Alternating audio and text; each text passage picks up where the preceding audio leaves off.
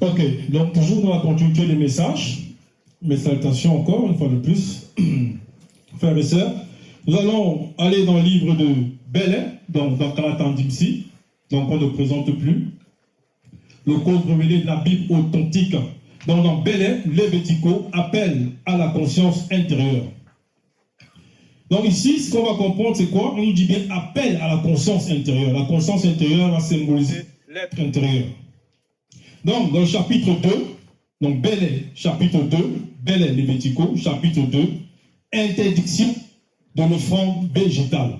Donc, c'est ça le titre ici, interdiction de l'offrande végétale.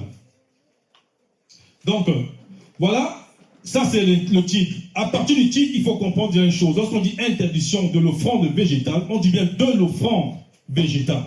Donc, on doit comprendre par là qu'il y a aussi une autre forme d'offrande. Mais si on nous donne la précision, on va parler de l'offrande végétale. Dans le verset 1, il est dit, aucun homme, femme ou jeune parmi le peuple, quel que soit son rang, n'offrira point une offrande végétale à Téter. Point. Donc ici, ça c'est l'instruction qui a été donnée dans Bellet, donc dans Léviticaux, appel à la conscience intérieure. Aucun homme, femme ou jeune parmi le peuple, quel que soit son rang, n'offrira point une offrande végétale à Téter.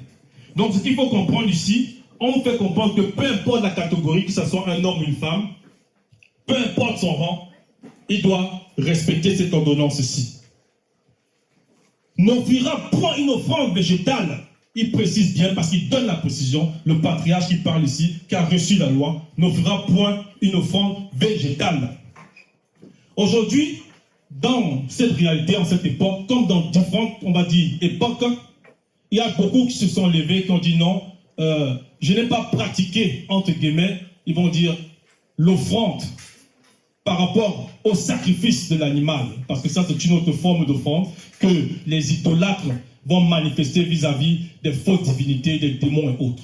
Certains vont croire, soi-disant parce qu'ils ont été dupés, que non, ils vont dire, non, je fais une offrande à mon Dieu, mais nous ne connaissons pas Dieu. L'Oba, c'est l'unique créateur que nous connaissons. Donc ici, là, il a parlé de l'offrande végétale. Peu importe le rang de la personne, que ce soit un homme ou une femme, il n'offrira, peu importe son rang, n'offrira une offrande végétale à Téter. Donc ce qu'il faut comprendre, c'est que déjà, le fait de la manifestation de cette offrande végétale a une origine. Et ici, dans Kalatan Dipsy, nous avons cette référence par rapport à l'origine d'où cela a été tiré. Parce qu'il faut comprendre que le fait de se manifester, c'est-à-dire venir, dire non, tiens, je vais prendre je vais peut-être découper pour certains. Lorsqu'on parle de végétal, ça peut être même les céréales, puisque les céréales sont ici aussi des plantes. Ça peut être des fruits. Les fruits sont ici aussi des arbres. Ça fait partie de l'ensemble, l'espèce végétale. Donc, la personne va dire, tiens, non, je vais rassembler une corbeille de fruits. Je vais aller déposer à tel endroit. Non, ma divinité va agréer cela. Elle va me bénir, soi-disant. Ou bien encore, certains vont dire, tiens, j'ai reçu l'appel d'un parent au village, d'un oncle, d'une tante, peu importe, d'un grand-père, qui m'a dit non, ce que tu fabriques, les projets que tu manifestes ne fonctionnent pas parce que tu n'as pas offert les fruits à tel ancêtre, peu importe. Mais derrière ça, c'est le culte des démons. Donc ici, il dit, aucun homme, femme ou jeune parmi le peuple, quel que soit son rang, n'offrira point une offrande végétale à Téter. Donc on va aller sur le livre de Hébreux dit, Hébreux dit 1, verset 276. Hébreux dit 1, verset 276, toujours en Kalatan.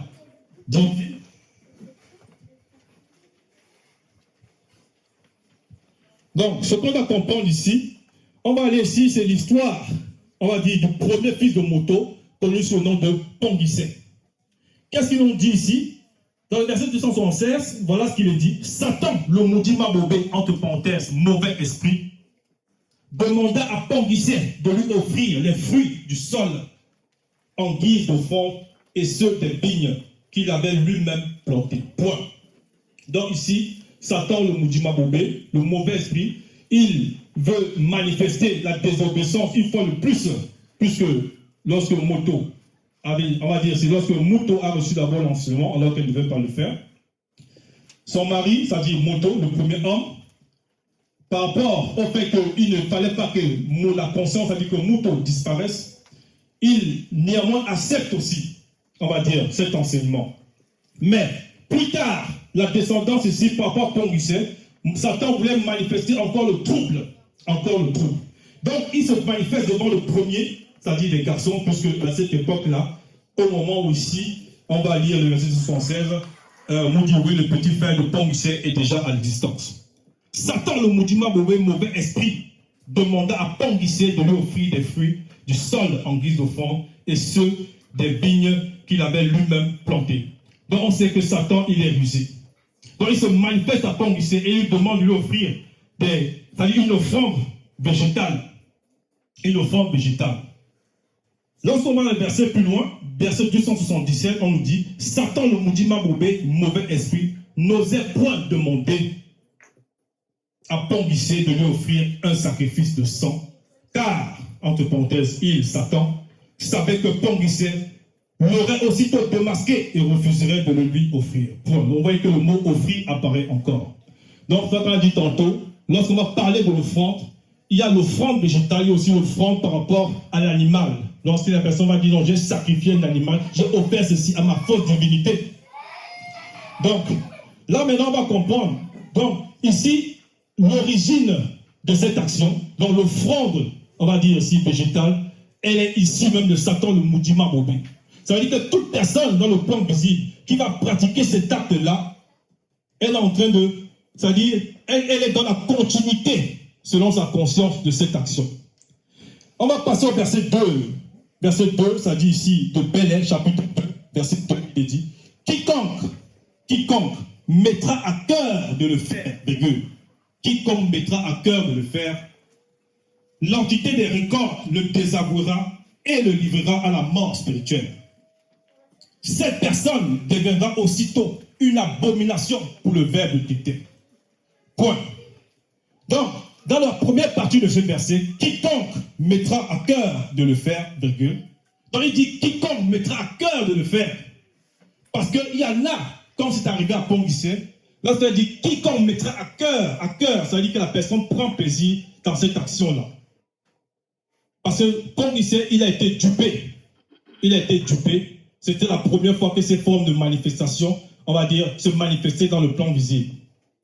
Par l'instigation de Satan, le maudiment mauvais. Donc, quiconque mettra à cœur de le faire, l'entité des récoltes le désavouera et le livrera à la mort spirituelle. Cette personne deviendra aussitôt une abomination pour le Verbe de Tétè. Ça veut dire, peu importe ce que les gens vont dire, ceux-là qui vont dire non, pour être sauvés, pour que soi-disant les ancêtres eux-mêmes qui pratiquaient toujours, qui étaient toujours dans l'idolâtrie, qui adoraient soi-disant encore d'autres ancêtres au fur et à mesure, viens voir des personnes qui ne sont pas sous-mêmes de l'OPA qui vont leur dire tiens, pour que tes projets fonctionnent, pour que ta vie aille dans le meilleur sens, il faut offrir peut-être toutes tes récoltes. Tu vas jeter ça sur la colline. Les autres vont dire non, tiens, tu vas préparer un mets de céréales, tu vas en faire la farine. Et tu vas maintenant offrir ça aussi en sacrifice, en offrande plutôt. Donc on nous dit ici, quiconque mettra à cœur de le faire, l'entité des récoltes le désavouera et le livrera à la mort spirituelle. Donc, ce qu'il faut comprendre, c'est que certains vont dire, mais c'est quoi la mort spirituelle? Pourquoi on parle ici de la mort spirituelle? Parce que le mort spirituel apparaît après celui de mort. Ça veut dire, on ne parle pas de la mort physique. Parce que certains pourront se dire, tiens, oui, mais depuis que mon oncle en campagne il le fait, mais il n'est pas mort, qu'est-ce que celui-là il est en train de dire? Non, on parle ici de la mort spirituelle.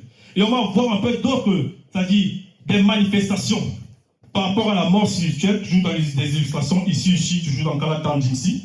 Donc on va lire ici dans le livre de Belaïm, toujours, on reste dans ce livre, on va lire dans Belaïm chapitre 15, dans Lévitique, Belaïm chapitre 15, c'est la page 301 pour ceux qui ont Galatan ici.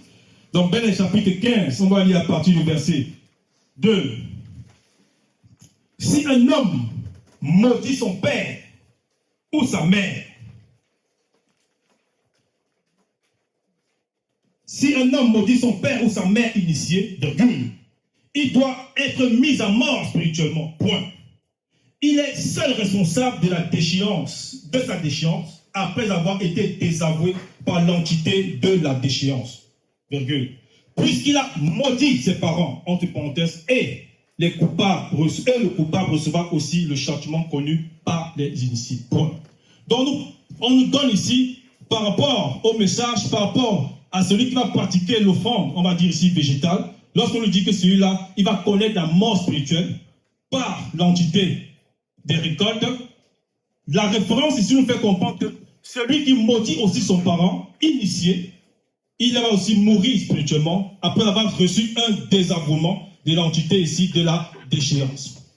Donc c'est pour que certains puissent comprendre que lorsqu'on on va pas dire comparaître, mais on va dire ici, lorsqu'on va regarder cela, on va comprendre qu'au degré d'intensité par rapport à la faute, ces fautes-là sont similaires puisque la personne qu'elle va pratiquer, on va dire, maudit son parent initié, ou bien elle va aller pratiquer cette abomination-là de fondre végétale, et en mettant cela à cœur, elles sont au même degré, on va dire, si le même degré, c'est-à-dire que la faute, c'est toujours la mort spirituelle.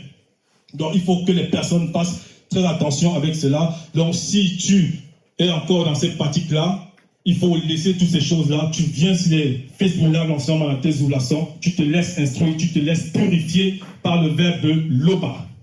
Donc, ici, là, voilà ce qu'il est dit par rapport à cela, dans le verset 2. On nous dit, quiconque mettra cœur de le faire, l'entité des récoltes. Pourquoi ici on a parlé de l'entité des récoltes et pas d'une autre entité? Donc, nous vous ici, frères et sœurs, on est dans le livre Héboté dit chapitre 1. Donc, dans Calatandim ici, Héboté dit chapitre 1, on va aller au verset 45.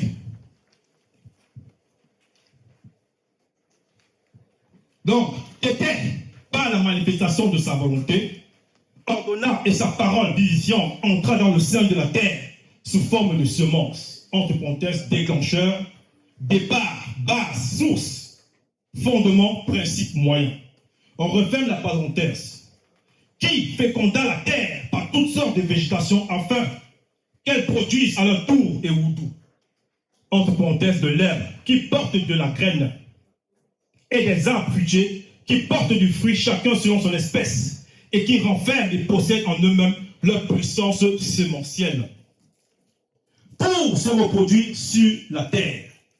Donc jusqu'ici, on comprend par là que c'était par la manifestation de sa volonté qui ordonna et sa parole vivifiante entra dans le sein de la terre sous forme de semence. Sous forme de semence. La suite du verset nous dit Moudima Mimbu, entre parenthèses l'entité des saisons, et Moudima Mumboa, entre parenthèses l'entité des récoltes, firent leur apparition et se mirent en mouvement à leur poste selon la loi avec L majuscule établie par Eyala était. Point. Donc ici, nulle part il est dit que lorsque la semence va entrer dans la terre et qu'il y aura des productions selon le verbe de Tété, que la personne va prendre cela pour redire encore non, je vais offrir cela de nouveau à l'Opa. Non. C'est-à-dire que toute personne qui va essayer de pratiquer ça, elle s'aligne dans la conscience que Moudima Bobé a voulu insuffler à travers Pongissé. Mais comme on le savait, on l'a pu, on le sait, Pongissé, il a été dupé à ce moment-là. Donc, on nous fait comprendre ici que l'entité des récoltes, Moudima Mimboa, elle fit son apparition avec Moudima Mimbo, l'entité des saisons, lorsque la loi s'est manifestée. Donc, c'est l'entité qui est derrière, parce que lorsque les fruits vont se manifester, ou bien encore, on va planter peut-être, je sais pas, des graines, et ça va pousser, ça va donner des céréales, ça va sécuriser aussi la récolte. Donc, cette entité est châtie lorsque la personne va manifester cette forme d'abomination. Donc, on va revenir ici dans le livre de Bel chapitre 2. Bel chapitre 2. On va aller au verset 3. Bel chapitre 2, verset 3.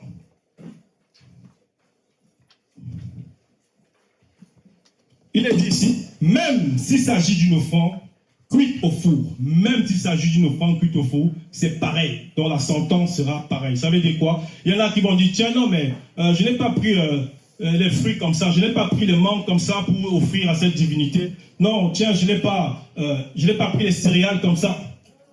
J'ai écrasé, j'ai bien écrasé, j'ai mis dans un moule, j'ai placé au four. Ça a cuit. Non, j'ai donné ça sous forme de cuisson. Même de cette façon, c'est toujours la même intention. Donc, c'est ça que le Verbe recommande ici. interdiction de l'offrande végétale. C'était le message. Donc, s'il y a des questions, n'hésitez pas.